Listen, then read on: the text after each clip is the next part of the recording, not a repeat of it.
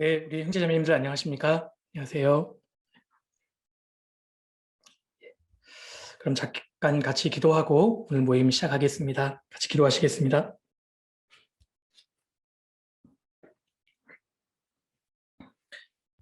거룩하시고 자비로우신 우리 아버지 하나님 참으로 감사드립니다. 저희를 구원해 주시고 또 주님의 은혜 가운데 남은 생에 살아갈 수 있도록 기회를 주신 것 참으로 감사드립니다. 우리 문선부 형제 자매님들 함께 교제할 수 있도록 허락해 주시고 말씀과 믿음의 교제를 통해서 나아갈 길을 또 알려주시고 또 지켜주시기를 간절히 기도드립니다. 역사의 마지막 때를 살고 있습니다. 더욱 저희가 케어 주의 뜻을 행하다가 주님 앞에 설 수 있도록 도와주시고 또 더 많은 사람들을 주님 품으로 인도할 수 있도록 또 도와주시기를 간절히 기도드립니다.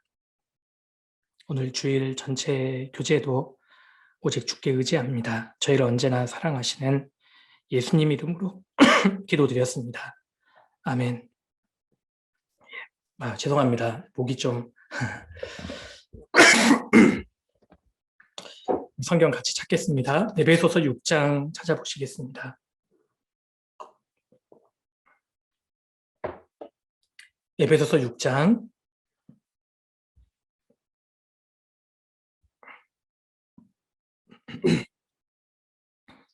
6장 10절입니다. 10절. 10절부터 제가 읽겠습니다. 정말로 너희가 주 안에서와 그 힘의 능력으로 강건하여지고 마귀의 괴계를 등이 대적하기 위하여 하나님의 전신 갑주를 입으라. 우리의 씨름은 혈과 육에 대한 것이 아니요 정사와 권세와 이 어두움의 세상 주관자들과 하늘에 있는 악의 영들에게 대함이라. 그러므로 하나님의 전신 갑주를 취하라. 이는 악한 날에 너희가 능히 대적하고 모든 일을 행한 후에 서기 위함이라. 그런즉 서서 진리로 너희 허리띠를 띠고 의의 흉배를 붙이고 평안의 복음에 예비한 것으로 신을 신고 모든 것 위에 믿음의 방패를 가지고 이로써 능히 악한 자의 모든 화전을 소멸하고 구원의 투구와 성령의 검 곧 하나님의 말씀을 가지라. 됐습니다. 잘 아시는 말씀이시지요? 구원받은 그리스도인의 삶은 그야말로 전투이고 각 성도는 그리스도의 군사라고 할 수 있습니다. 우리가 지금 치르고 있는 이 영적 전투의 강도는 날이 갈수록 치열해지고 있습니다. 사도 바울은 하나님의 전신 갑주를 입으라. 그리고 13절에는 하나님의 전신 갑주를 취하라. 그렇게 말씀합니다. 이 전신 갑주는 우리 자신을 보호하고 또 적과 싸워 이기는데 아주 필수적인 항목이라고 할 수 있을 겁니다. 우리가 이 마지막 때에 전신 갑주로 무장하지 않으면 우리는 치명상을 입게 될 것입니다. 11절에 마귀의 괴계를 능히 대적하기 위하여 하나님의 전신 갑주를 입으라. 우리는 하나님의 전신 갑주를 입어야 합니다. 그런데 이 하나님의 전신 갑주라고 했을 때 전신 갑주를 입으라는 말씀에는 몇 가지 전제가 있습니다. 첫 번째 전제는 우리가 지금 영적으로 전쟁 중이라는 사실입니다. 이 당시 전신갑주라는 것은 전쟁에 나가기 위해서 완전 무장한 로마 군인들의 모습을 사실 묘사하는 표현이라고 할 수 있습니다. 지금은 전시 중인데, 전쟁 중인데 많은 그리스도인들이 이 사실을 망각해버립니다. 그래서 하나님의 전신갑주를 입으라는 이 명령 속에는 지금 이 순간 영적으로 전쟁 중이라는 사실을 자각하라. 이런 의미가 내포되어 있지 않겠습니까? 구원받은 이후에 우리의 삶은 영적 전쟁 중입니다. 우리가 구원받기 전에는 무슨 전쟁이 필요했습니까? 세상이 흘러가는 대로 따라가면 그만이었고 아무 문제가 없었습니다. 그런데 주님의 십자가를 통해 구원을 받고 이제 성령님이 내 안에 내주하시면서부터 내 매일의 삶이 이제 갈등입니다. 매일이 이 악한 세력과의 싸움인 것입니다. 그런가 하면 이 전신갑주를 입으라는 말씀이 가진 이 두 번째 전제는 적군이 있다는 뜻입니다. 우리가 정말 열심히 그리고 제대로 싸워보기 위해서는 먼저 싸워야 할 대상을 정확하게 알아야 합니다. 구원받은 그리스도인들의 주적이 누구입니까? 우리의 적군이 누구지요? 11절에요. 마귀의 괴계를 능히 대적하기 위하여 하나님의 전신갑주를 입으라. 마귀의 괴계를 능히 대적하기 위하여. 우리의 주적은 마귀입니다. 12절에 우리의 씨름은 혈과 육에 대한 것이 아니요 정사와 권세와 이 어두움의 세상 주관자들과 하늘에 있는 악의 영들에게 대함이라. 우리가 전신갑주를 입어야 하는 목적은 마귀의 공격, 괴계가 있기 때문입니다. 사도 바울이 분명히 말씀하셨습니다. 우리의 씨름은, 우리의 이 전쟁은 혈과 육에 대한 것이 아니요 혈과 육, 즉 사람에 대한 것이 아니라는 뜻입니다. 정사와 권세와 이 어두움의 세상 주관자들과 하늘에 있는 악의 영들, 우리의 전쟁은 마귀와 그 사자들과의 싸움입니다. 악령들이 아주 많습니다. 이 마귀의 세력은 군대 조직처럼 엄청난 명령 체계와 위계 질서를 가지고 있습니다. 마귀는 아주 교활하게 우리를 향해 공격을 가하고 있습니다. 근신하라 깨어라. 너희 대적 마귀가 우는 사자같이 두루다니며 삼킬 자를 찾나니. 굶주리고 울부짖는 사자처럼 이 마귀가 지금도 통째로 삼킬 자를 찾고 있습니다. 우리가 그 괴계를 알지 못하는 바가 아니로라. 마귀의 괴계가 있다는 것입니다. 마귀의 공격이 있습니다. 마귀는 성도에게 거짓말을 하고 그리고 형제 사이를 이간하고 참소합니다. 그리고 성도들로 하여금 용기를 잃게 만들고 낙심하게 합니다. 이 마귀는 하나님께서 특별히 낙심 가운데 빠져 있는 성도들을 사용하지 않으신다는 사실을 너무 잘 알고 있습니다. 그래서 낙심의 불화살을 계속 쏘아대는 겁니다. 그리고 성도들 가운데 분쟁을 일으키죠. 사도 바울이 악의 영들에게 대함이라 이거 말씀하시기 전에 우리의 씨름은 혈과 육에 대한 것이 아니오라고 분명하게 명시한 까닭이 무엇이겠습니까? 이 사탄은 우리를 사람 간의 싸움으로 몰고 가려고 속이기 때문입니다. 그래서 간혹 저는 제 시어머니가 너무 미워요. 저는 남편이 너무 미워요. 저는요, 저 형제가 싫어요. 저는 저 자매 진짜 보고 싶지 않아요. 마귀의 괴계에 놀아나는 겁니다. 적과 아군을 혼돈하는 아주 가슴 아픈 현실입니다. 우리가 싸우기 위해서는 적과 아군이 누구인지를 분명히 할 필요가 있습니다. 적과 아군을 혼돈하는 이 상태로는 영적인 싸움에서 이길 수 없습니다. 그래서 구원받은 그리스도인들이 하나님, 어떤 경우라도 사람을 미워하지 않게 해주십시오. 그 기도가 필요하다고 생각합니다.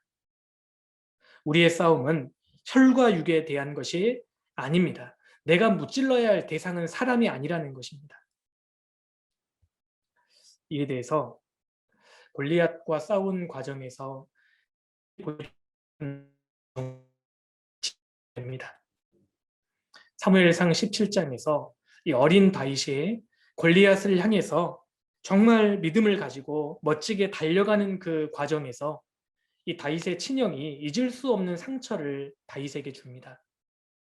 우리 에베소서 6장은 잠깐 잡아두시고 사무엘상 17장을 넘겨보겠습니다. 사무엘상 17장입니다. 사무엘상 17장 28절입니다.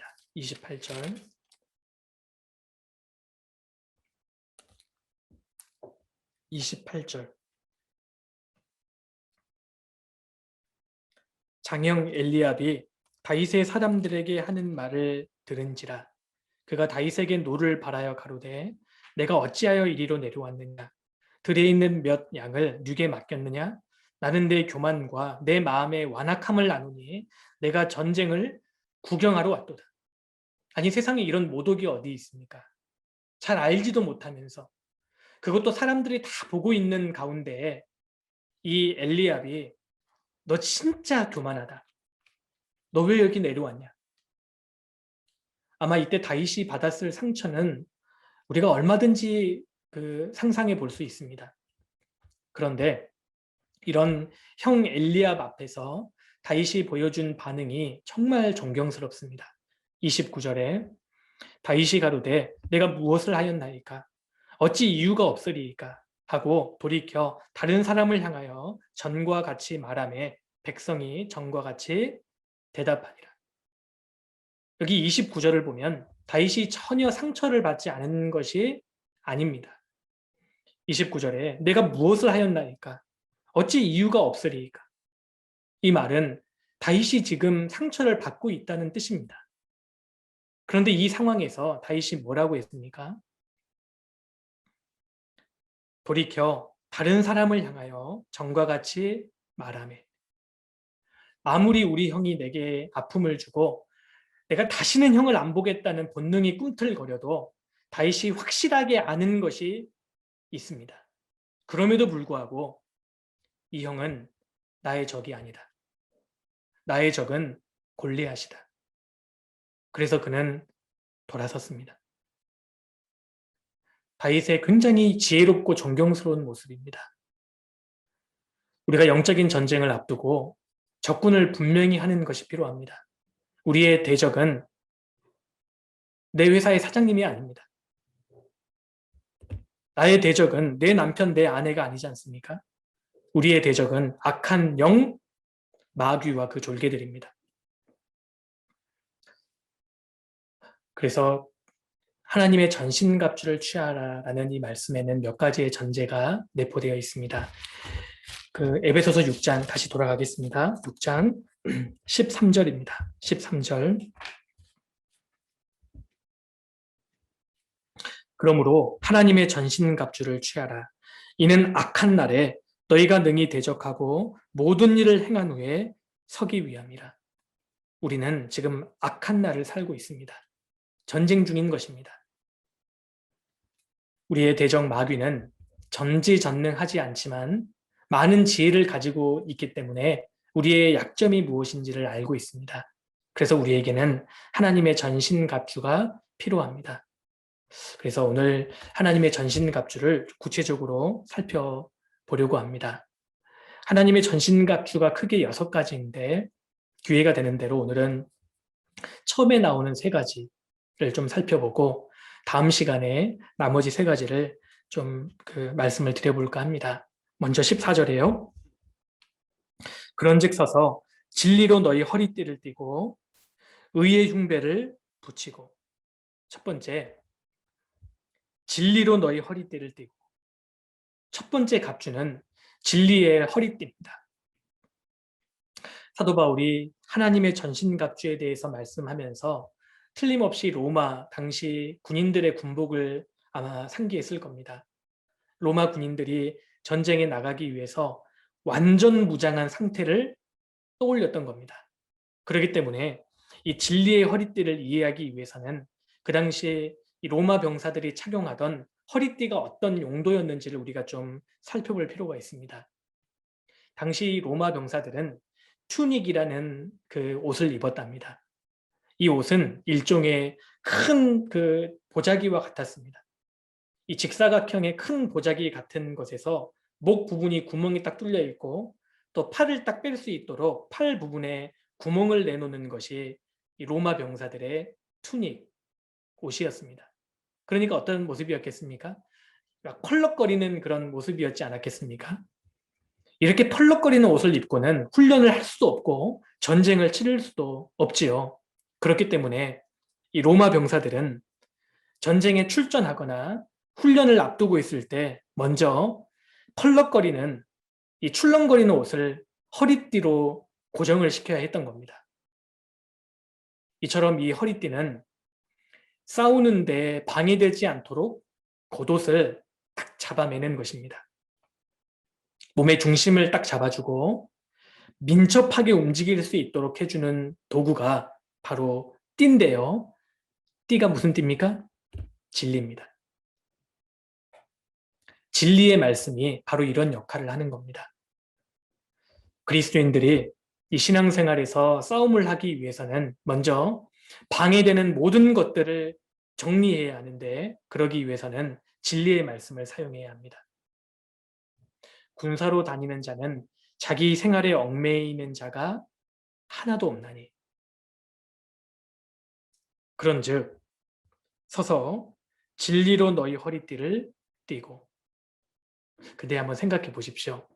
이게 참 우리에게 교훈을 줍니다. 이 허리띠가요, 로마 병사들의 몸을 구속하는 것이지 않습니까? 띠 허리를 딱 짠마매면 육체를 누르지 않습니까? 몸을 구속하지만, 그런데 이 허리띠가 이동과 전투에 있어서는 그들을 자유롭게 합니다. 마찬가지로 이 진리의 말씀은 우리 몸을 구속하는 것 같지만 사실은 우리를 자유롭게 하는 것입니다. 사춘기 청소년들이 모르는 것이 이것 아니겠습니까?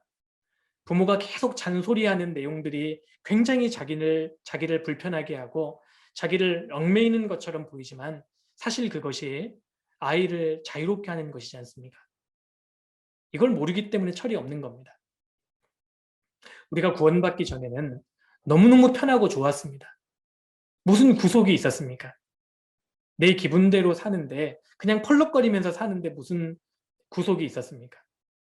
그런데 구원을 받고 나면 어떻게 보면 구속이 참 많은 것처럼 보입니다.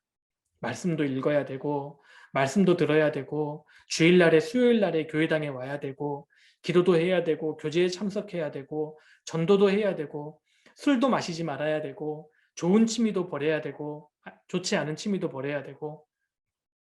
그래서 구원 안 받겠다고 하시는 분도 있죠. 그런데 그분들이 진짜 모르는 것이 바로 이것입니다. 허리띠는 로마 군인들의 몸을 구속하지만 그것이 이동과 전투에 있어서 그들을 자유롭게 한다는 사실. 진리의 말씀이 그렇습니다. 진리의 말씀이 내 몸을 구속하는 것처럼 보이지만 사실은 그 진리의 말씀이 나를 진정으로 자유롭게 합니다.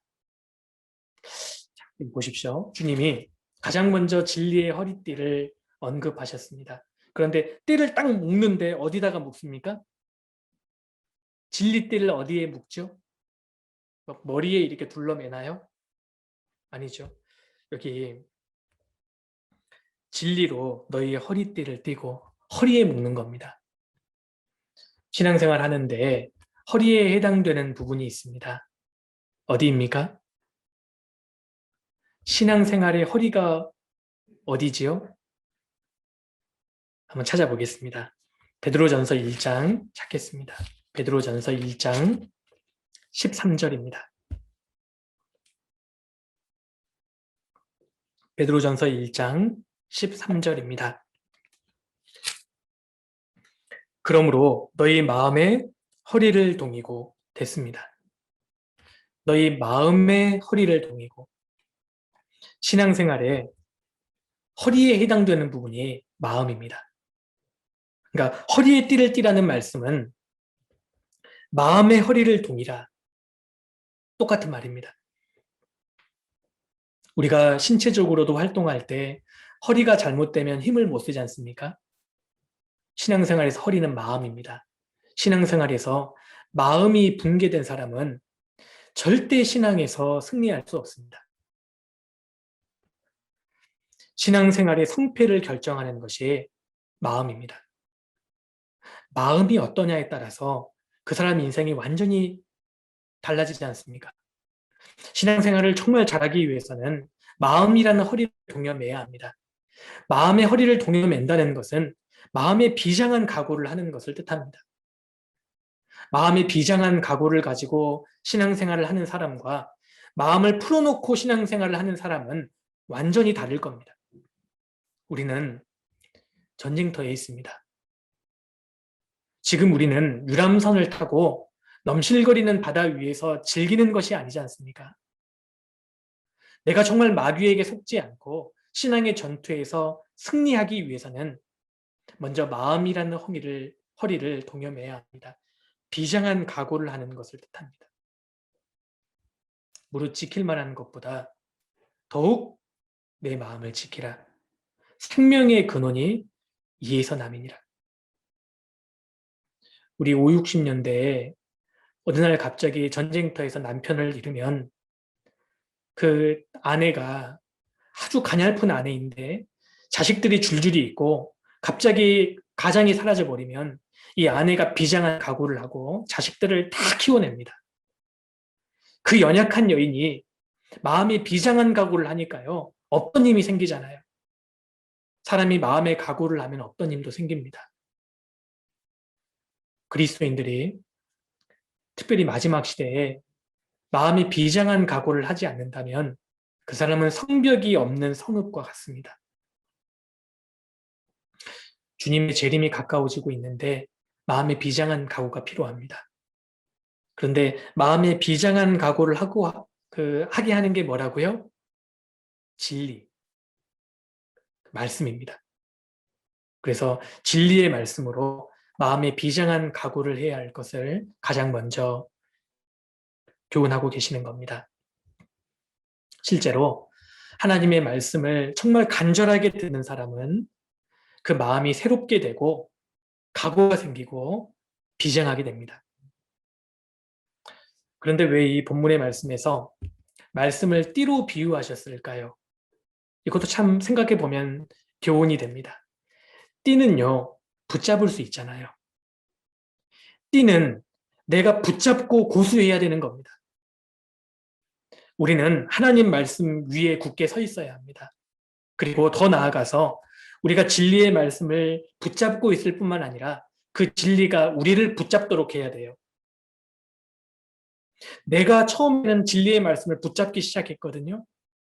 근데 시간이 지나면 진리의 말씀이 나를 딱 붙잡아 버립니다. 진리의 말씀이 내 삶과 마음을 통제할 수 있도록, 그러기 위해서는 우리가 실제적으로 날마다 말씀을 읽고 묵상하고 그 말씀을 내 삶 가운데 적용하는 것이 필요할 겁니다. 그것이 진리로 허리띠를 띠는 것입니다. 그리스도인들이 싸움에서 지는 이유가 뭔지 아십니까? 신앙의 전투에서 패배하는 대표적인 이유가 무엇일까요? 말씀을 등한히 하기 때문입니다. 그러니 마음에 비장한 마음이 안 생기죠. 그러니 마음에 진지함이 없죠. 그리스도인들이 말씀에 치열하게 매달리고 그 말씀에 정말 순종한다면, 진리를 생활 가운데 나타낸다면 그 삶은 가장 안전해지고 자유로워질 겁니다. 진리의 허리띠를 동여매는 사람, 너풀거리는 옷을 고정시키고 탁 묶는 사람, 우리가 다른 무기를 갖추기 전에 가장 먼저 진리로 허리띠를 띄어야 합니다. 마음의 비장한 각오를 품는 것, 그것은 말씀으로 가능하다고 말씀드렸습니다. 너희가 전심으로 나를 찾고 찾으면 나를 만나리라. 주님이요, 특별히 비장한 마음을 품는 성도를 아십니다. 그 사람에게 진짜 힘을 주실 겁니다. 그래서 사도 바울이 이 하나님의 전신갑주 첫 번째로 진리의 허리띠, 말씀으로 비장한 마음을 쫙 품는 것, 그걸 먼저 말씀하셨고요. 자, 6장 14절. 다시 6장으로 돌아가겠습니다. 6장 14절. 두 번째 전신갑주가 나옵니다. 마지막 부분에 의의 흉배를 붙이고. 여기 흉배하니까 조금 어려운 단어죠.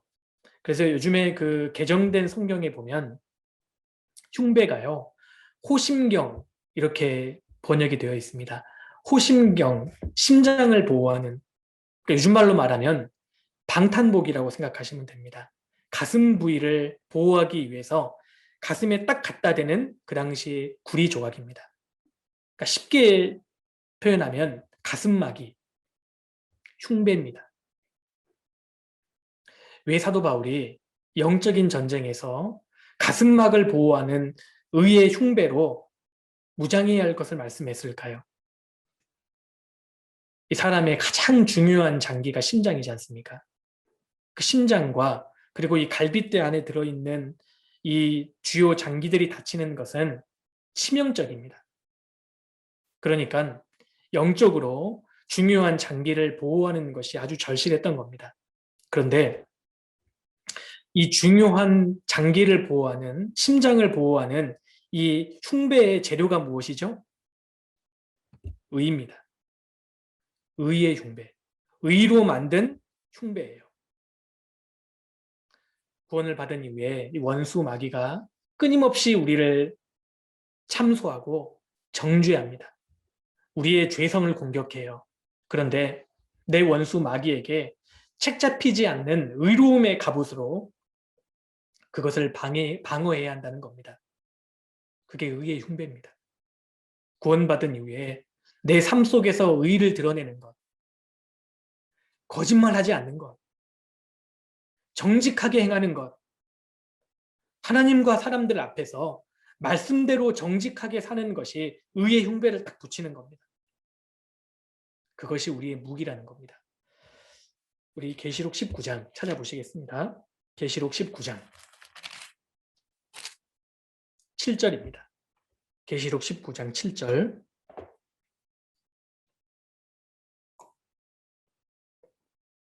계시록 19장 7절.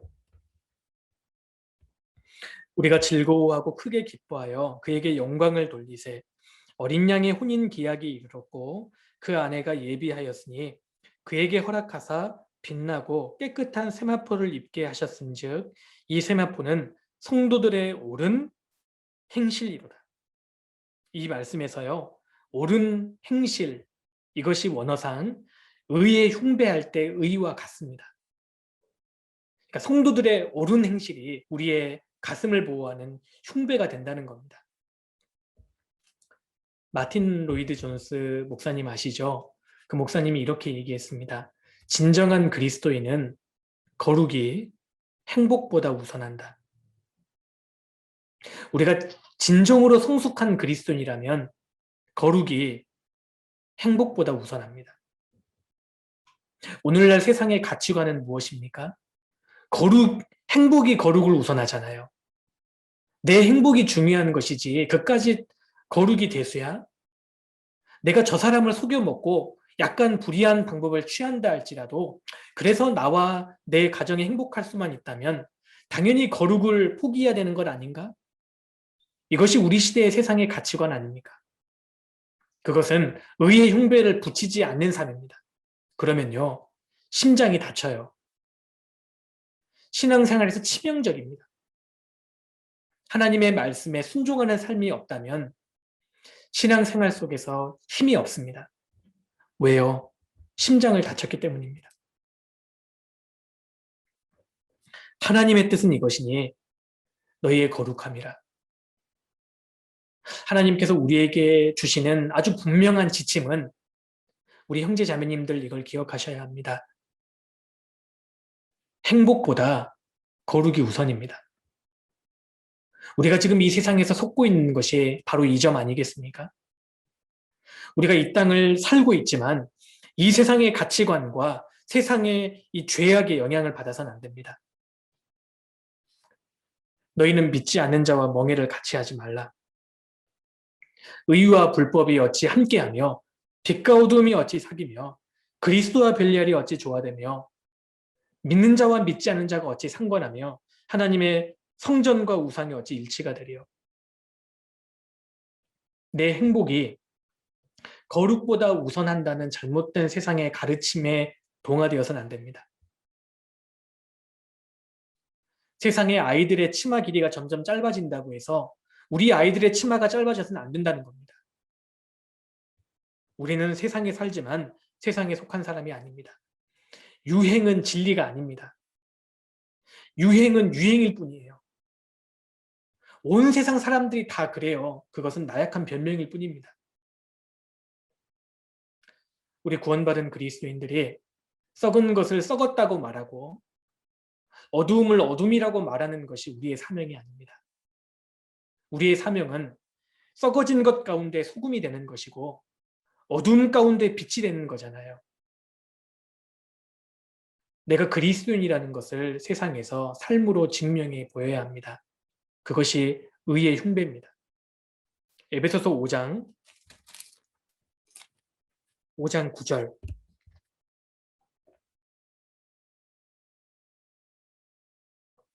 5장 9절. 같이 한번 읽어보실까요? 빛의 열매는 모든 착함과 의로움과 진실함에 있느니라. 모든 착함과 의로움과 진실함. 이것이 의의 흉배이고 우리의 무기이자 내 심장을 보호해 줄 것입니다. 학창 시절에 강의실 책상에 빼곡하게 적어놓은 컨닝 낙서를 기억하시나 모르겠습니다. 그 어떤 학교 가면은 책상 위에 막 빼곡하게 컨닝 낙서가 적어져 있지 않습니까? 차라리 시험에서 떨어질 망정 다른 사람들의 답안지를 컨닝하지 않는 사람, 하나님과 사람 앞에서 양심에 비추어 아주 정직하게 행하는 사람, 양심만 굽히면 수지 맞는 유혹을 받는 수지 맞는 그 유혹 속에서도 양심을 굽히지 않는 사람, 그것이 의의 흉배를 붙이는 삶입니다. 이것이 그리스도인입니다. 그리스도인으로서의 심장을 보호하고 더욱 힘있게 살 수 있기 위해서는 우리에게 의의 흉배가 필요합니다. 그래서 하나님의 전신갑주의 두 번째가 의의 흉배입니다. 의로운 사람이 되었다면 이제 의롭게 살아야 하는 것입니다. 그리고 에베소서 6장 15절. 에베소서 6장 15절 세 번째 전신갑주입니다. 평안의 복음에 예비한 것으로 신을 신고, 복음의 신발입니다. 평안의 복음에 예비한 것으로 신을 신고. 복음의 신발은 무엇을 의미할까요? 복음의 신발을 신는다는 것은 무엇을 의미합니까? 복음을 전하고자 하는 열정과 준비를 가리킵니다. 아침에 일어나서 주님, 오늘 하루 저를 영혼들에게 인도해 주십시오. 오늘 하루 누군가에게 복음을 전하도록 도와주십시오. 그것이 매일 이 신발을 신는 것입니다. 한 은빛장년 그 성도님이 심한 병이 들어서 병원에 입원했습니다. 어르신 좀 괜찮으세요? 라고 여쭈니 그 어르신이요 뜻밖의 대답을 합니다. 아휴, 아주 좋습니다. 이 병실에 있는 모든 사람에게 한 번 이상은 전도했습니다. 건강을 물어보는 것이었는데 그분은 병실에서 다 전도했다. 거기에 딱 포인트를 맞추고 답하는 겁니다. 그 어르신의 발은 평안의 복음에 예비한 신이 신겨 있는 것이라고 할 수 있습니다. 그런데 여기 복음의 신발이라고 했지 않습니까? 복음의 모자가 아니라 복음의 장갑이 아니라 복음의 신발입니다. 신을 신고. 왜 복음을 신이라고 말씀했을까요? 신발의 기능을 생각해 보면 아시겠지만 우리는 집에 들어오면 신을 벗습니다. 신발이 필요하다는 말은 지금 집에 누워있을 때가 아니라 활동해야 할 때임을 의미하는 겁니다.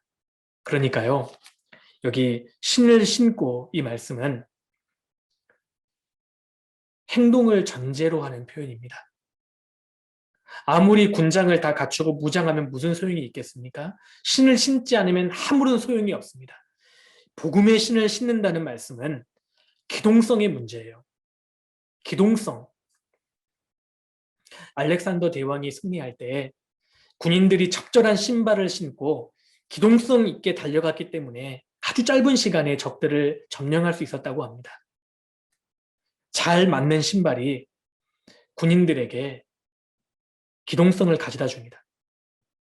이 전쟁에서요, 이 군사들이 신발을 잘 착용한다는 것은 기동성을 가리킵니다. 복음을 전할 때 기동성이 필요합니다. 왜 복음의 신발이라고 말씀하셨겠습니까? 복음을 전할 때 끌려다니는 소극적인 태도가 아니라 능동적이고 적극적으로 대처하는 태도, 기동성을 가지고 달려가는 태도가 아주 중요하다는 겁니다. 신앙생활은 끌려다녀서는 승리하기가 어렵습니다. 끌려다녀서 전도하기가 어렵습니다. 정말 열정을 가지고 기동성을 가지고 전도하기 위해서 달려가는 사람, 정말 주님이 뜨겁게 역사해 주시는 교회 모임은 한결같이 기동성이 있습니다. 역동성이 있습니다. 숨이 벅차도록 달려갑니다. 성도들이 절대 끌려가지 않습니다. 이거 하라고 하니까 마지못해서 하고 그런 곳에 어떻게 부흥이 있겠습니까? 자원해서 가정을 개방하고 지역으로 찾아가고 적들이 준비되기도 전에 달려가서 타격하는 기동성, 무기력하고 활력이 없는 교제의 모습, 그저 상투적인 문구를 되풀이하는 성도들을 보면 마음이 정말 슬퍼집니다. 우리는 늘 하나님 앞에서 우리 자신을 돌아보고 그 주님의 꾸지람을 피하면 안 된다고 생각합니다. 군장을 갖추었다면 이제 기동성을 갖고 달려가야 되지 않겠습니까? 그리고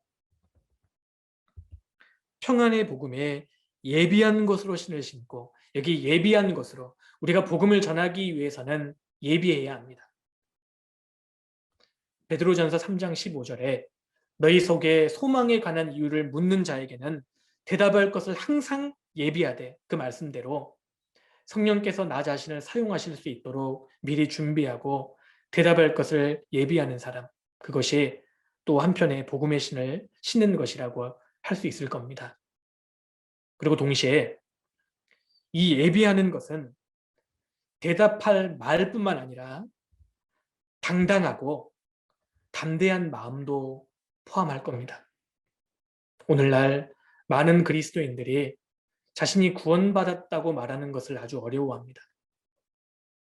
세상 사람들에게 정말 당당하게 저 그리스도인입니다, 그렇게 말하는 사람이 점점 사라지고 있습니다. 우리가 복음이 얼마나 확고한 것인지, 복음이 얼마나 귀중한 것인지를 확신을 가져야 하지 않겠습니까?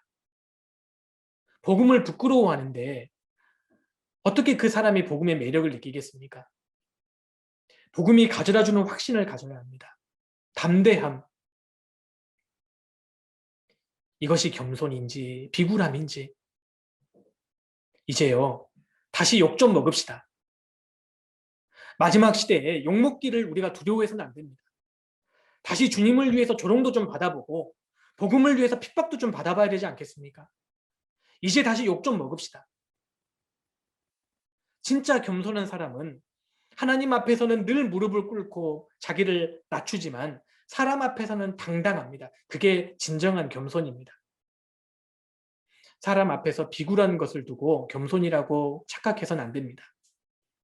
하나님 앞에서만 무릎을 꿇고 하나님 앞에서만 비굴할 정도로 순종하지만 사람들 앞에서, 특히 세상 사람들 앞에서는 당당한 것이 겸손입니다. 당당함을 또 무례함으로 착각하시면 안 되겠죠. 물론 그런 우리 형제자매들은 안 계실 겁니다. 우리가 신어야 될, 우리가 갖추어야 될 신발은 복음이 가져다주는 견고함과 담대함으로 준비된 신발입니다. 군입대를 앞두고 있는 아들의 신발을 아버지가 왜 허리를 굽혀서 무릎을 꿇고 끈을 메어줍니까? 군입대를 앞두고 있는 아들의 군화를 왜 아버지가 끈을 메어줍니까? 기왕 너가 군대 생활을 하는데 끌려온 것처럼 소극적으로 군 생활하지 말고 신발끈 이제 바짝 메고 적극적으로 훈련에 임하고 당당하게 살아라. 그 의미 아니겠습니까? 주님이 아침마다 우리의 신발끈을 메어주십니다. 복음의 신발끈을 새로 메고 복음의 기동성을 다시 한번 일깨우고 담대함을 가지고 산을 넘는 것입니다. 복음은 우리가 적극적으로 찾아가고 수고하고 희생할 때 전해지는 것이 틀림없습니다. 너희는 가서 모든 족속으로 제자를 삼아 가서입니다. 우리 이사야 52장 찾아보시겠습니다. 이사야 52장.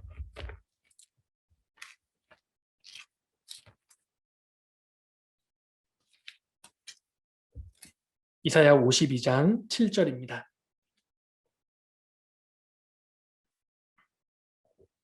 이사야 52장 7절 같이 읽겠습니다. 좋은 소식을 가져오며 평화를 공포하며 복된 좋은 소식을 가져오며 구원을 공포하며 시온을 향하여 이르기를 내 하나님이 통치하신다 하는 자의 산을 넘는 발이 어찌 그리 아름다운고.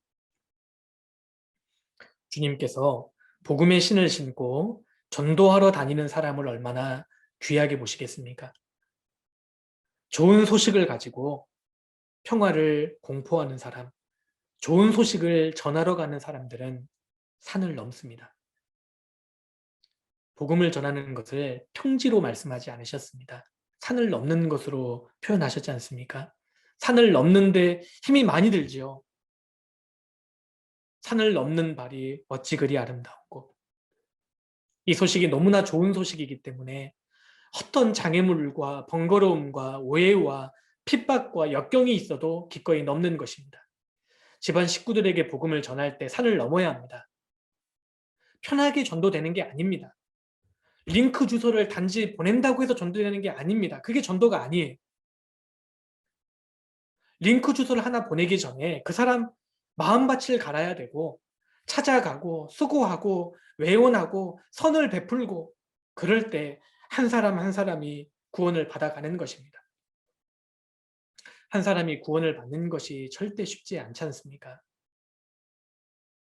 구원을 안 받은 사람을 구원의 길로 인도할 때 우리가 산을 넘는 것입니다. 해산하는 수고가 치루어집니다.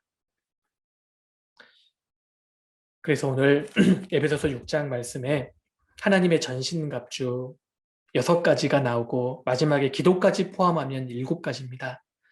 그런데 그 6가지의 전신갑주 중에 처음에 3가지는 기본적인 복장이라고 할 수 있습니다. 이렇게 이미 착용되어 있는 것이 처음에 3가지라면 나머지 3가지는 우리가 취해야 할 겁니다. 붙잡아야 할 것들 3가지가 있는데 다음 시간에 이어서 말씀드리도록 하겠습니다. 예, 말씀 여기까지 드리겠습니다.